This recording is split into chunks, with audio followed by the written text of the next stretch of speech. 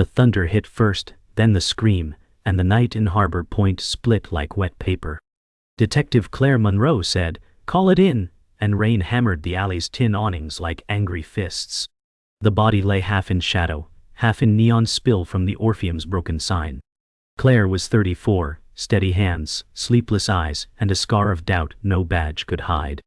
The victim's face was turned away, hair lacquered by rain, a smear of red near her ear like a whisper.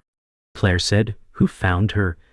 And the rookie mumbled about a dog walker and a cut-off call. A white half-mask glared from a puddle, cheap plastic, theatrical, absurd beside death.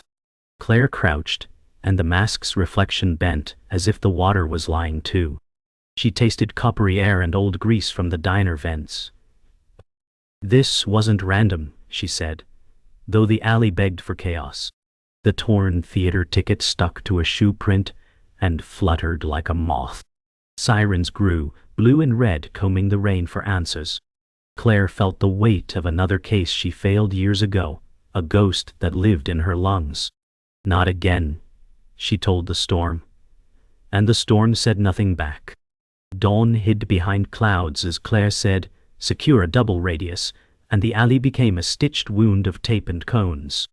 The medical examiner muttered about lividity and time of death and rain, meddling with the clock. Claire listened for what the storm tried to erase. She saw defensive wounds on Lena Hart's forearms, and a pattern that did not belong to the alley's debris. "Close range," she said, and the tech nodded, as if agreeing with gravity.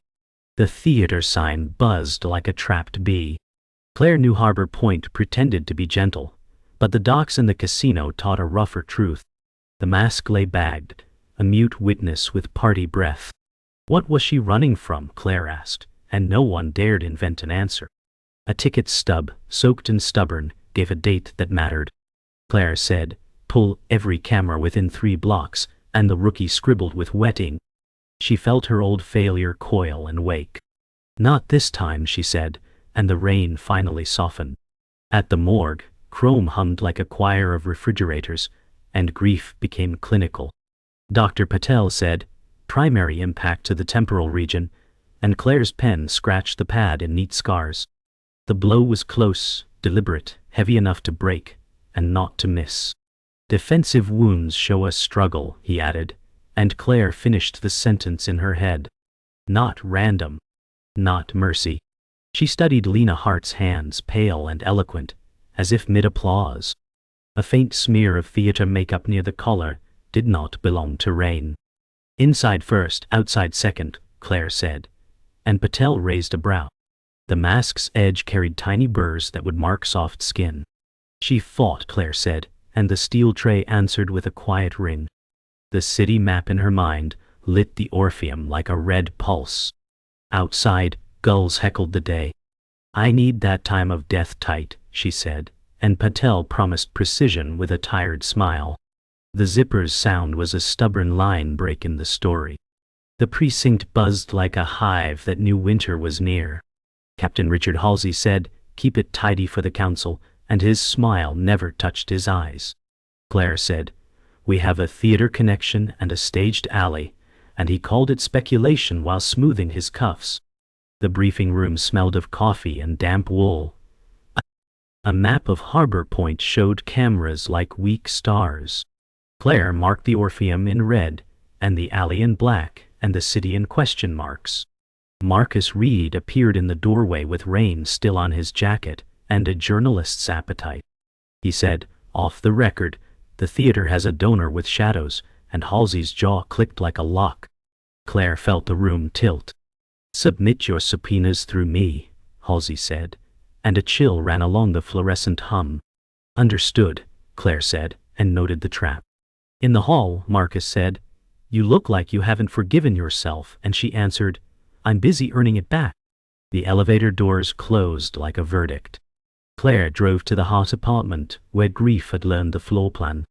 Olivia Hart opened the door with eyes that had sprinted ahead to the worst, and then fallen. She said, "She texted me an hour before," and the phone on the counter glowed with unread courage. The living room held theater posters, and unpaid envelopes, and a plant that tried. Claire said, Did Lena fear anyone?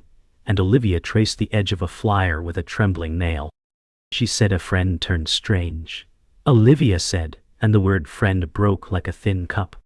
A photo showed Lena laughing with a half mask, perched like a joke that never deserved the punchline.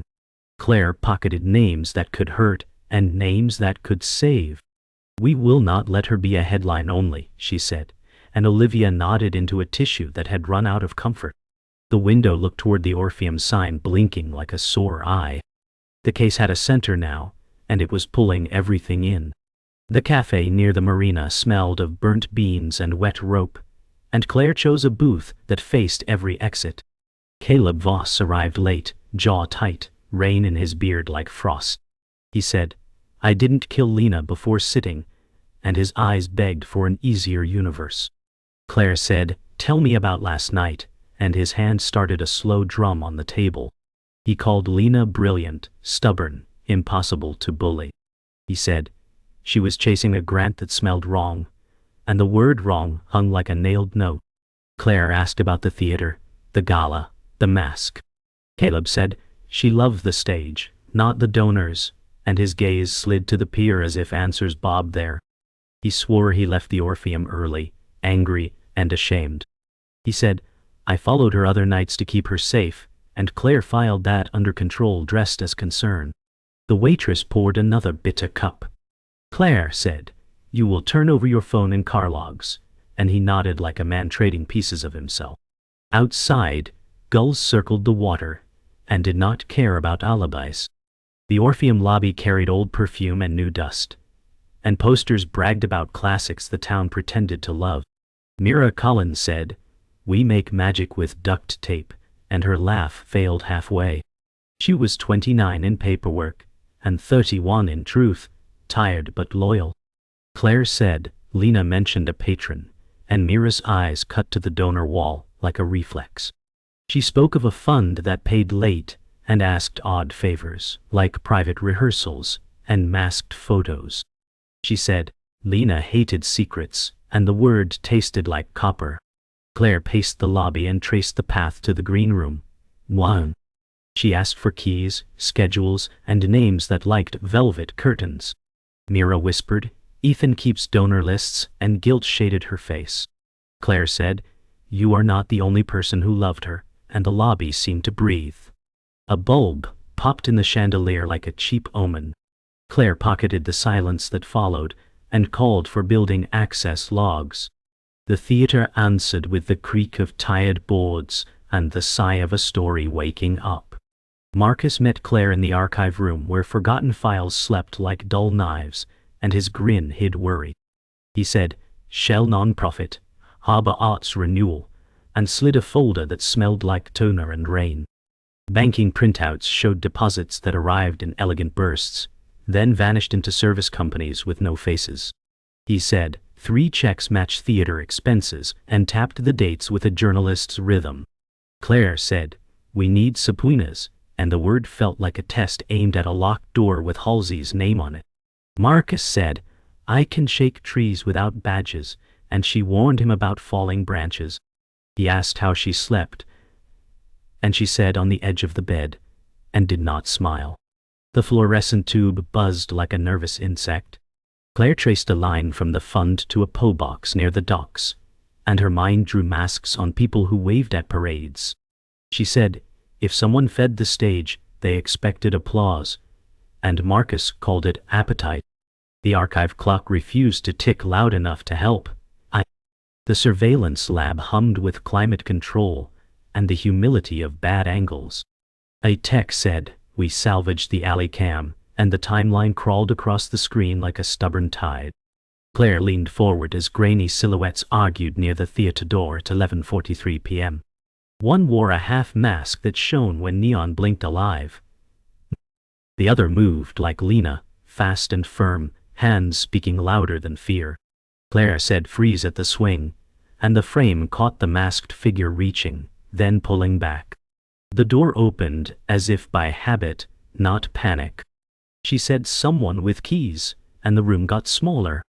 The clock stamp flickered to 11:47, then died in a glitch that felt convenient. Claire asked for camera lists within 3 blocks, and the tech nodded with a face that knew erasures. She felt dread settle like dust you never stop tasting.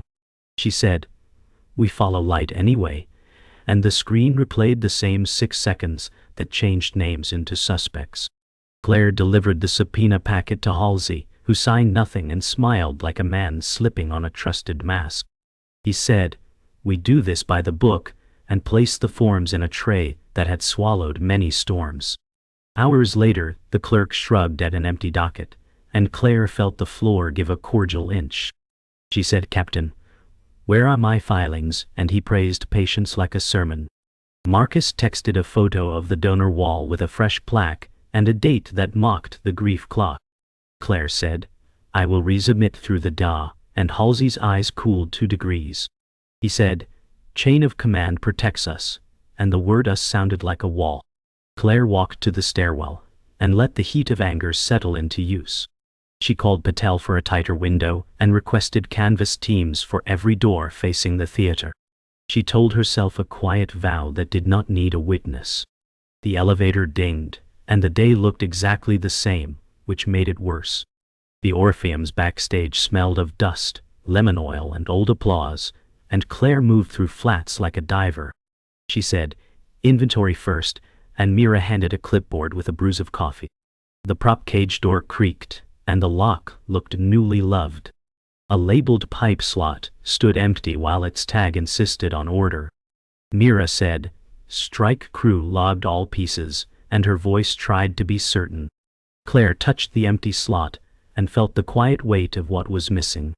She said, "Lead pipe, faux, dense enough to bruise truth," and the room seemed to lean. A stagehand coughed and pretended to become a curtain. Claire photographed the racks, the tags, the board padlock. She said, "When things vanish, they leave a shape," and the shape pointed at the gala night. The house dimmer test flickered through the walls like a memory. Claire heard the alley rain in her head and filed the pipe under patience. Ethan Vale greeted with a smile that had practiced curtain calls, and his office wore success like a rented tux. He said, "Detective, art thrives on patrons," and poured water as if it were champagne. Claire said, "Masks in photos, private rehearsals, odd asks," and his eyes did a small dance. He called it tradition, a masquerade gala with tasteful mystery. She said taste did not keep Lena alive, and his fingers stalled on a brochure. Ethan claimed the donor kept anonymity to avoid small-town gossip. He said, "We protect those who keep the lights on," and the lights hummed. Claire asked for the donor list, and he offered a sanitized version that smelled like fabric softener. She said, "I will subpoena the real one," and the rented tux feeling stiffened. Ethan added that Lena was brilliant, volatile, and not afraid to slap a stage with truth. Claire left his smile hanging like a poster you stop seeing. The hall outside felt more honest than his rug. Claire's phone vibrated with a text that knew too much and wanted too little. The message said, "Check green room floorboards," and there was no number to love. She said, "Mira, key please," and the hallway swallowed their footsteps. The green room mirror still held the memory of faces that wanted to be brighter. Claire knelt and ran a gloved finger along a board edge that had learned to lift. She said, "This isn't from where," and eased a panel with a painter's knife. A dark fleck glowed against wood grain like a mute note. She bagged it, labeled it, and felt her breath steady. Mira said, "Is that blood?" and Claire kept her answer small. She said, "We will let the labs sing," and the room cooled a degree. Her mind rebuilt the night with quiet nails. She stood and stared at the door as if it still chose who entered. The mirror refused to blink. The alley beside the loading dock smelled of wet rope and cold metal, and Marcus found Claire counting minutes like coins. He said, "You're burning both ends again," and held out a coffee that tried to help. Claire said, "If I slow down, the dark learns my name," and watched steam loosen. He told her about shell invoices that circled back to a city account with an old signature. She said, "Halsey," and the word clipped clean.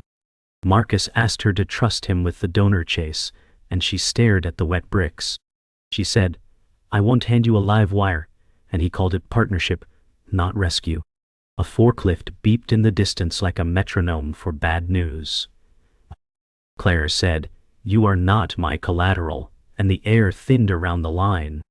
He said, "You're not alone in this," and she looked away first. The dock light flickered as if voting no dayweed. A clatter in the fly tower sent birds through Claire's bones, and she followed the sound up iron stairs that remembered fear.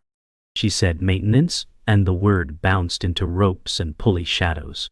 A skinny figure froze near the catwalk rail, breath a small engine. Noah Alvarez looked 17 and 2 storms older. He said, "I don't know anything," and his shoes lied for him.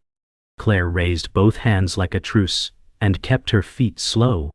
She said, "I think you saw a fight," and his eyes did not know where to rest. He glanced toward the green room door below as if it still glowed. She said, "I can keep you safe," and the theater laughed with hollow wood. Noah bolted along the catwalk, agile and desperate, and vanished down a ladder that hated knees. Claire did not follow fast. She said, "I'll wait," and meant it. The ropes swayed like a chorus of warnings. Claire found the apartment dim, as if grief had closed a shade, and Olivia held a mug that had gone cold twice. Olivia Hart said, "Lena planned one last meeting with the patron," and the word last scraped the room. Claire said, "Where and when?" and her pen waited like a held breath. Olivia opened a folder of saved texts and a flyer marked in red ink. "Ike," she said, "the Orpheum Green Room after closing. No staff, no phones," and her jaw shook once then steadied. Claire read Lena's message about a confession, a mask, and a donation that felt like a leash. Olivia said, "She told me to call if she went quiet," and silence answered her back on the night. Claire said, "You were protecting her," and Olivia laughed without joy. She said, "I was trying to, but love is not a bulletproof vest," and the mug clicked down. Claire saw a list of names under a column, labeled favors. She said, "This is the shape of leverage," and the shape led to the donor door. In the records office, the copier light crawled like a slow interrogation, and numbers lined up like soldiers who forgot mercy. Marcus Reed said, "These accounts bounce through Harbor Arts renewal," and he pointed at dates that matched Lena's rehearsals. Claire said, "Follow the branch manager's signature," and the trail curved to a dormant city file. The name on the form was Richard Halsey, and the ink had aged without apology. Marcus said he opened a compliance review, then closed it with a stamp that hid dust, and his voice went flat. Claire said, "He buried it when it threatened someone's stage," and the page felt heavy. She scanned remittance slips tied to services that never delivered. Marcus said, "You were right about the leash," and the fluorescent hum lifted a degree. Claire said, "We need a judge who still remembers why a seal matters," and her jaw set. Clerk coughed like a warning. Claire slid the copies into an envelope that suddenly felt like chainmail.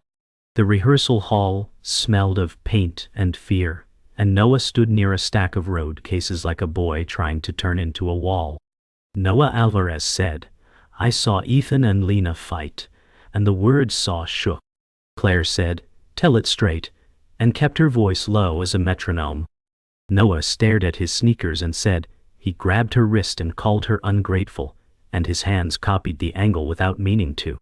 He said, she slapped him with a half mask, left a red welt, and told him the money had strings, and shame flashed. Claire said, "What then?" and he swallowed air like it could hide him. He said, she walked to the green room with that mask still in her hand, and the cases looked like witnesses. Claire asked why he ran from the catwalk, and he answered, the night changed shape, and he was not wrong. She said, "You are brave now," and he flinched from the word, brave. The hall echoed back a truth that did not need microphones. Claire met Caleb in the parking lot that watched the theater like a tired guard, and the evening wind smelled of salt and gasoline. Caleb Voss said, "I was nearby that night," and the nearby turned into a confession. Claire said, "You tailed her," and he called it protection, the way storms call it rain. He said, I sat in the car because she told me to back off, and shame aged him 5 years. She asked why his location data danced around the block, and he said, I kept circling to see if the donor showed, and the word donor spat. Claire said, you feared the man behind the money, and he nodded with his jaw. He described a figure with a hat and a trench and a key that opened the side door. Claire felt the map click. Caleb said, I thought the theater could swallow her, and the admission burned. Claire said, you will sign an affidavit and stop playing bodyguard, and he agreed like a man out of moves. The lot lights blinked and counted down to dawn. Claire stood on the stage and let the empty house breathe around her, and the crime unspooled like a rehearsal that finally hit beats. She said inside first, and traced a path from the green room to the door. She pictured Lena alive, mask in hand, voice bright with anger that refused to kneel. She saw the donor or his proxy argue, a wrist grabbed, a strike with a dense prop, and the first hush of stunned silence. She said, then the staging, and crossed to the loading exit where Rain could rinse regret. She imagined a body moved, a face turned, a mask dropped into a puddle for theater. She said, someone with keys, privacy, and time to clean, and the catwalk groaned like it agreed. The alley camera's glitch felt less like fate and more like a favor. Claire said, we go through logs and locks and lies, and the house lights seemed to blink. Her phone buzzed with Patel's call, and the night grew teeth. The lab smelled like ethanol and patience, and Patel spread photos with a magician's care. Dr. Patel said, primary strike occurred indoors, and the words cut cleaner than a scalpel. He tapped spatter direction that refused to match Rain. Claire said green room first, alley second, and her breath found a steadier beat. Patel showed micro splinters consistent with a faux lead pipe, dense enough to bruise truth without shattering it. He said, trace cleanser on fabric, diluted citrus base, and the image of hurried washing lit in her chest. Claire heard the theater's plumbing hum inside her head. Patel said, time of death between 11:38 and 11:50, and the window narrowed to a blade. She pictured Lena Hart, alive at 11:36, voice bright and unafraid. Claire said, whoever staged the alley wanted chaos to argue for them, and Patel nodded like a tired bell. The bagged floorboard fleck matched Lena's DNA, unstaged, unarguable. She felt the case move a square forward, not a leap but a foot that lands true. City Hall's hallway had the polite echo of old mistakes, and Claire walked it like a fuse. The records clerk slid a box that coughed dust and regret. Claire said, grant audits for Harbor Arts renewal, and the folder's spine creaked. Inside lay forms with Captain Richard Halsey's signature wearing authority like cologne. Marcus said he opened compliance, then closed it when the trail grew teeth, and the teeth found her pulse. Claire traced dates that hugged gala nights and cash that vanished into gentle shell names. She said, these approvals laundered favors as culture, and the sentence tasted bitter. A photocopy showed disbursement tied to equipment that never touched a stage. Marcus said, if I print this he burns us, and his grin turned thin. Claire said if we hide it, Lena stays buried, and the hall felt colder. She scanned everything twice, and slid digital copies into a drive that suddenly felt heavier than metal. The elevator pinged with the cheer of a bad joke. She said, we go to a judge who still remembers daylight. Ethan's rehearsal office smelled of cedar oil and nervous charm, and the silence after Claire closed the door had a weight. Ethan Vale said, am I under arrest? And his polish began to fog. Claire said not if truth gets here first, and laid down copies of the donor transfers like cards you cannot outsmile. Ethan stared at the signatures and at his own tidy notes about private sessions and masked photos. He said, I took money to keep the lights on, and the confession came out learned and small. Claire said, you took hush money when Lena refused the leash, and the leash snapped in the room. He rubbed the place on his jaw where a mask once slapped red. He said, I argued, I grabbed her wrist, then I let go, and the letting go sounded late. Claire said, who has master keys? And his eyes blinked toward a drawer with a too careful shape. He gave names, codes, and a donor escort list, that smelled like smoke. I didn't kill her, he said, and the floor did not agree or disagree. Marcus's text arrived like a flare, and Claire took the stairwell 2 at a time until the parking deck coughed up wind.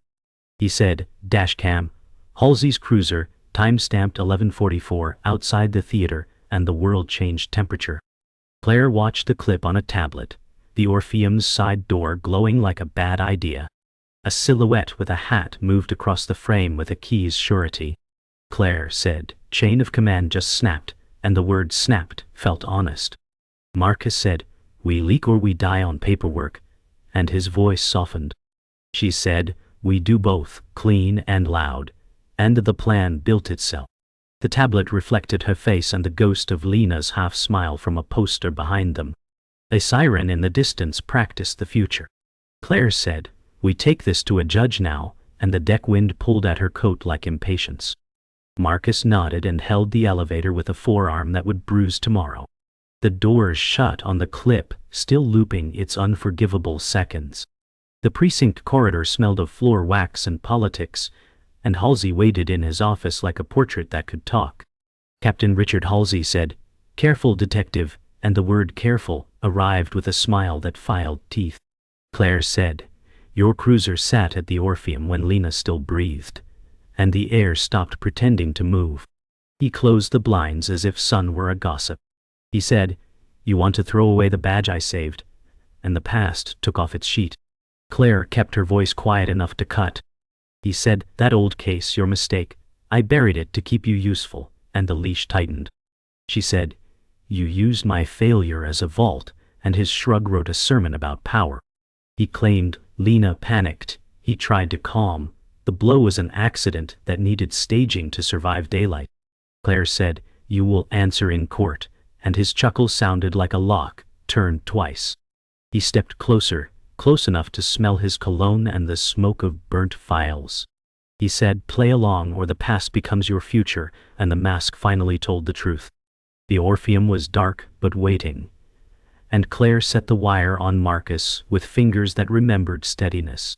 She said, "Stay close, but don't play hero," and his grin broke halfway. The stage smelled of mildew and memory. She texted Halsey a meeting call, bait wrapped in urgency. The theater's emptiness echoed like a witness choosing sides. Claire said, "We close this curtain tonight," and the words tasted like rust. Marcus said, "If it burns, I print every word," and he vanished behind sandbags. She stood under the ghost light, small against velvet shadows, heart steady as a drum. The minutes crawled until heavy footsteps climbed the aisle like ownership. Richard Halsey's silhouette entered with a hat brim that meant command, his coat cutting the dark. He said, "This is beneath you, Claire," and his voice wore calm like steel. She said, "Step into the light," and her badge chain glinted with defiance. The air shivered between them like a string pulled too tight. Halsey paced like a conductor with a broken baton, and his words came sharp as brass. He said, "Lena threatened to expose the donor pipeline," and his hand hovered near his coat. Claire said, "So you silenced her," and the silence grew teeth. He called it an accident, a blow meant to scare, a strike that landed too deep. He said, "The alley was my mercy, cleaner than truth," and his eyes carried no weight of shame. Claire stepped closer, breath even, and said, "You staged her death like a script," and the stage answered with groans. He smiled thinly, saying, "The city survives by shadows, detective, not light," and the line bent her patience. Marcus's recorder blinked red in the wings like a pulse. Claire said, "Your shadow ends here," and the distance closed into a battlefield painted in velvet and dust. Claire said, "You hid evidence and burned truth for favors," and Halsey's chuckle sounded like gravel. He lunged, hand brushing steel, but Claire's reflex carved the distance. They grappled near the ghost light, its cord stretching taut as if it too fought. His strength was raw, her resolve sharper. He hissed, "You'll lose everything if you drag me down," and sweat turned his face to stone. Claire slammed his wrist against the floor, gun clattering out of reach. She said, "Justice doesn't bargain," and her voice cut steady. Sparks flickered as the light swayed, shadows lashing like whips across the stage. He twisted, caught her coat, and pulled, sending both into dust and boards. The fight became a dance neither wanted, but both rehearsed by life. Claire's jaw set, her eyes carried Lena's silence. The theater thundered with bodies meeting wood. A crash above pulled Claire's eyes as Noah Alvarez appeared, thin arms shaking but brave.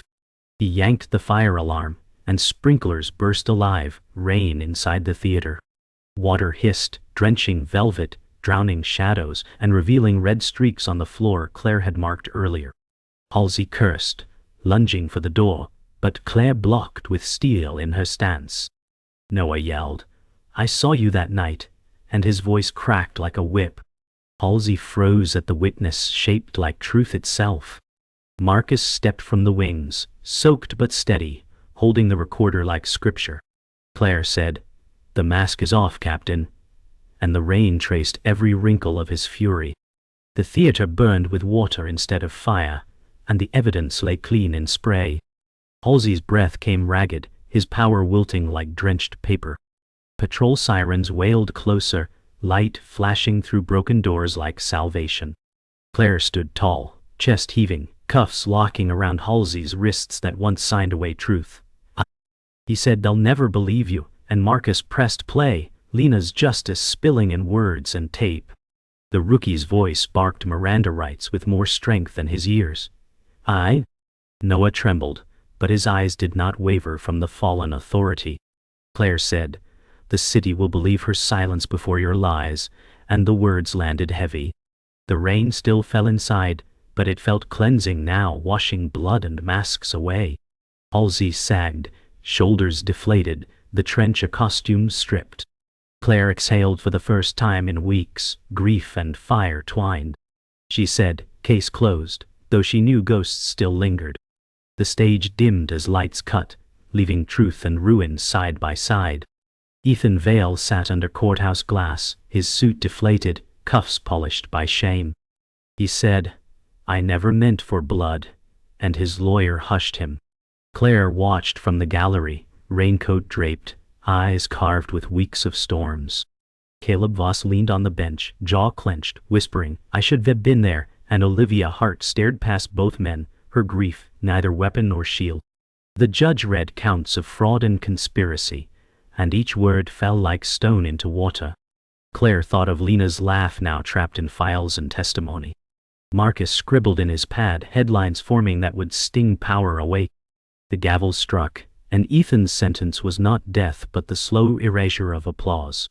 Claire said under her breath, "The stage takes everything eventually," and the court lights buzzed like flies. The weight of consequence settled unevenly, but it settled.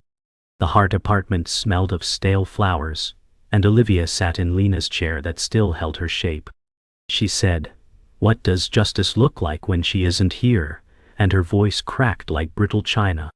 Claire set a case file on the table, but left it closed, saying, "Justice is remembering her as more than evidence." Olivia clutched a photograph of Lena, arm around her, mask tilted like a joke. She said, "Every door I open reminds me she won't walk through," and Claire's silence folded itself carefully. The rain pressed its palms against the window, as if wanting in. Olivia whispered, "I don't want closure if it means forgetting," and Claire's jaw trembled once before she steadied. She said, "Closure isn't forgetting, it's refusing to let lies write the ending," and Olivia nodded with eyes too tired for relief. The apartment clock ticked loud, insisting on moving forward. Claire's resignation letter lay folded in her locker, the ink still wet, but her hands refused to deliver it. She said to herself, "I can't keep bleeding for ghosts," and the words echoed off steel. Then she tore the letter clean down the center, paper ripping like a verdict reversed. Marcus leaned on the doorframe, watching her fists unclench. He said, still running from the badge, and his grin softened. Claire said, not running, standing still for once, and her eyes held fire again. The precinct hummed with phones and footsteps, alive in ways she could still serve. She closed the locker, shoulders lighter than weeks past. Marcus said, "There's a story in survival." And she let him keep the headline. The rain outside had slowed to mist, and the air smelled like beginnings. The badge weighed heavy, but it was hers to carry. Marcus's article hit front pages like a flare, naming names and cutting shadows.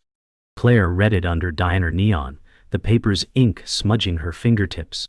The headline screamed, "Captain falls, truth rises," and her chest ached with both pride and ache.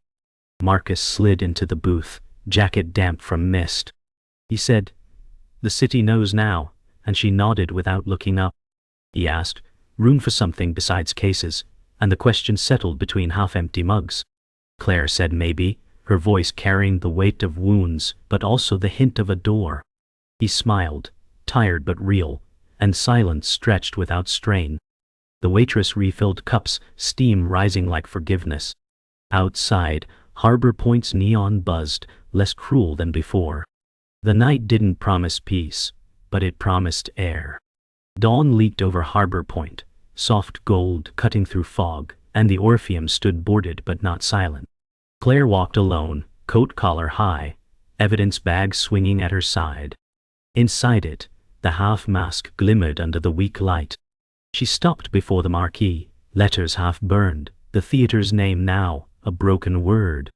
She said no more lies, to no one and everyone, voice flat and final. A shadow moved faintly behind an upstairs curtain, or maybe just memory playing tricks. Claire did not flinch, she only turned, steps steady against wet pavement. The city's hum rose with the sun, indifferent yet alive. Lena Hart's story ended here, but Claire's did not yet. The door shut behind her, the mask catching one last shard of dawn, like an eye still watching.